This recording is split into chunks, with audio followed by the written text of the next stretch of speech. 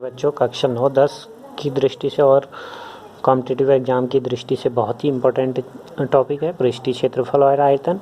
अब इसमें देखें जैसे घनाभ। घनाभ किसको कहते हैं हम? 6 आयताकार फलकों से मिलकर जो ये आकृति बनती है इसको हम कहते हैं घनाभ। जैसे कि हमारा माचिस का डिब्बा या ईंट जो होते हैं जैसे ये आयताकार है, लंबाई अलग चौड़ाई अलग है। ऐसे ये फलक देखें, ये भी आयताकार है, ये भी आयताकार है। तो फलक क्या होता है? ये फलक ही जैसे ये है तो इसका ये वाला ये ऐसे जो आयताकार ये समतल पृष्ठ है इसको हम फलक कहते हैं। अब हम बात करें कोर की। कोर क्या होता है? कोर जो होता है जहाँ पर आयताकार फलकें एक दूसरे से मिलते हैं। जैसे इसमें है ये वाली लाइन जो कहलाएगी कोर कहलाएगी, यानी कि ये जो हुए कोर हुए, और फलक ये फलक हुए। फलकों की संख्या इसमें कितनी होती है? 6। ऐसी कोरों की संख्या कितनी होती है? 12। ये जो कहलाते हैं जहाँ पर कोर मिलते हैं आपस में, जैसे कि यहाँ पर ये हिस्सा कोना हो गया, ये कोना हो गया, इनको हम कहते हैं शीर्ष या एज। इनकी संख्या कितनी होती है? इसमें 8 होती है। ऐसे ही घन में भी हुआ, परंतु घन क्या होता है? वर्गाकार फलकों से मिलकर बना होता है। अब हम बात करें पृष्ठीय क्षेत्रफल और आयतन की। जैसे हमारा घनाभ है, घनाभ का संपूर्ण पृष्ठीय क्षेत्रफल मतलब हुआ इसके 6 के 6 जो हमारे फलक हैं इनका जो टोटल क्षेत्रफल एरिया कहलाएगा या क्षेत्रफल कहलाएगा उसको कहते हैं हम संपूर्ण पृष्ठीय क्षेत्रफल या टोटल सरफेस एरिया।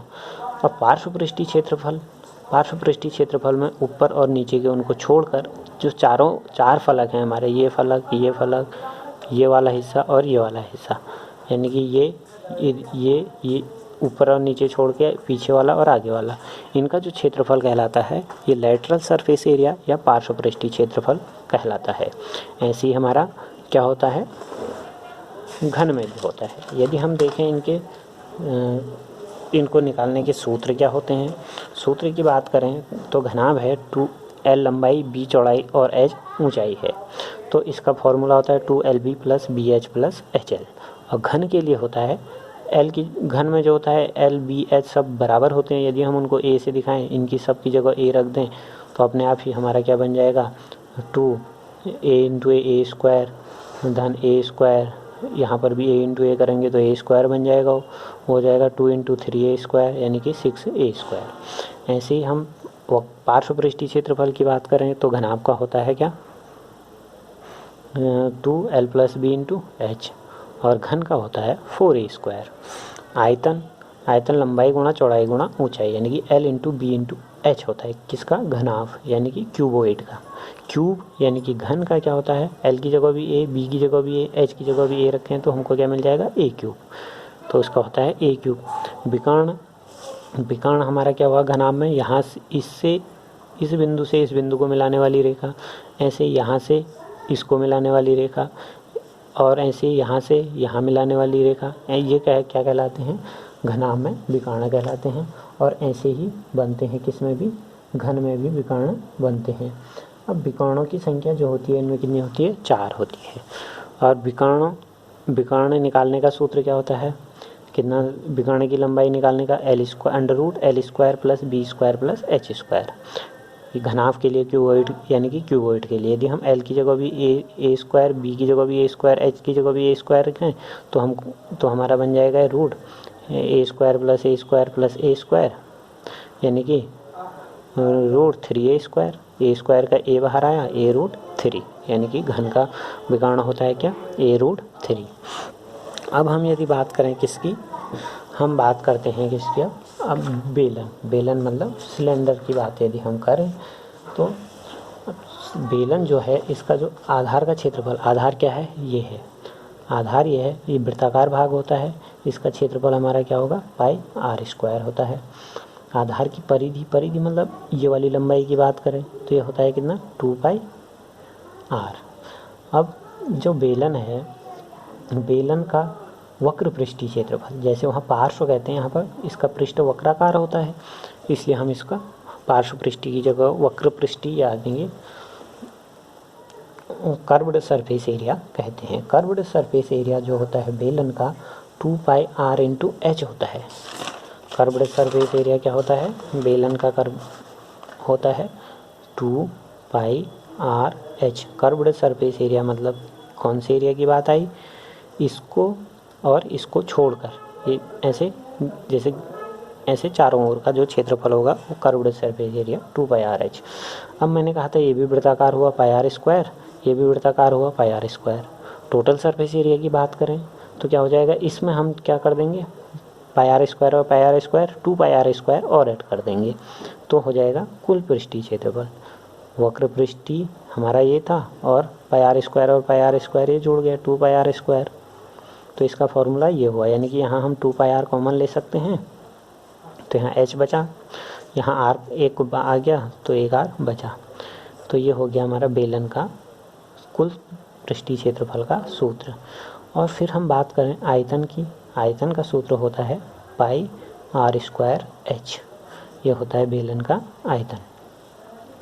शंकु, शंकु कैसी आकृति होती है, जैसे हमने देखी होगी जोकर की टोपी या सॉफ्टी खाई होगी, वो ऐसी आकृतियाँ क्या कहलाती हैं, शंकु कहलाती हैं। इस टाइप के होते हैं ना, ये ऐसे, ये ऐसी आकृतियाँ जो होती हैं वो क्या कहलाती हैं, शंकु कहलाती हैं।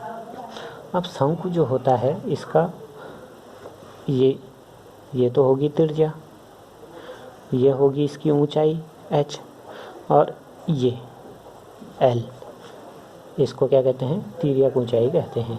ठीक है, इसको हम l से प्रदर्शित करते हैं। अब जो तिर्यक ऊंचाई होती है, जैसे यहाँ पर है ये h है, ये है, यहाँ पर ये हमारा एक समकोण त्रिभुज टाइप का बन रहा है, तो l कैसे निकल जाएगा, पाइथागोरस प्रमेय से निकल जाएगा। तो l बराबर क्या होता है, √r² + h²। इस तरीके से हम l का मान निकालते हैं।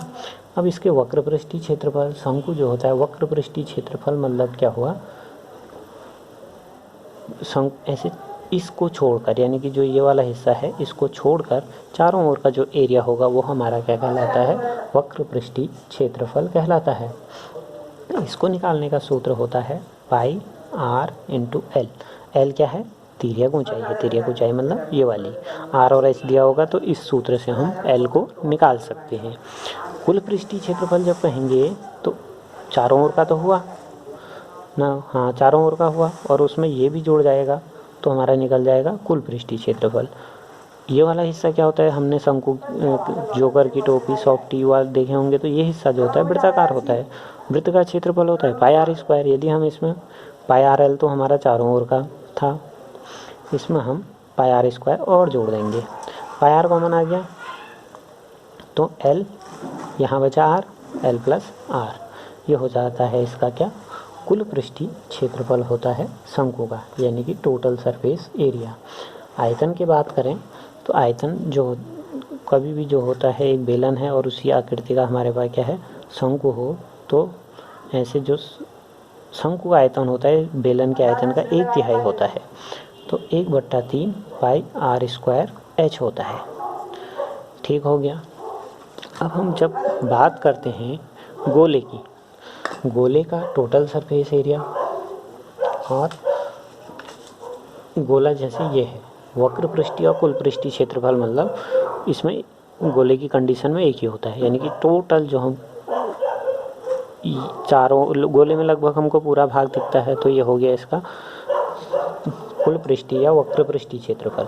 इसका सूत्र होता है, गोले का जो आयतन होता है, गोले का आयतन क्या होता है, 4/3 πr³, 4/3 πr³। ठीक है। हम बात करें अर्धगोले का, अर्धगोले का पृष्ठीय क्षेत्रफल, पृष्ठीय क्षेत्रफल मतलब कुल पृष्ठीय क्षेत्रफल की बात करें तो ये आधा हिस्सा तो ये दिख रहा है जो हमको यहाँ दिखा था, इसका आधा कितना हो जाएगा, 2πr²। और फिर अर्धगोले में कहेंगे तो ये वाला हिस्सा, यानी कि ये वृत्ताकार भाग होता है, तो πr², ये भी जुड़ गया πr², तो ये हो जाता है 3πr²। ठीक है। अब ये क्या होता है, ये हो गया हमारा वक्र पृष्ठीय क्षेत्रफल, और ये होता है हमारा वक्र मतलब कर्व्ड सरफेस एरिया, और ये होता है हमारा कुल पृष्ठीय क्षेत्रफल 3πr²। आधा कितना हुआ, आधा मतलब 1/2, 4/3 πr³, 2 से 2 कटा, यानी कि ये हो गया 2 से 4 कटा 2 बार, तो 2/3 r³ ये होता है इसका अर्धगोले का आयतन। इस तरीके से हमने बेसिक कॉन्सेप्टों को समझना है और उसके बाद समझते हुए सभी सवालों को हल करेंगे। वीडियो को ध्यान से देखें और चैनल को लाइक और सब्सक्राइब ज़रूर करें। धन्यवाद।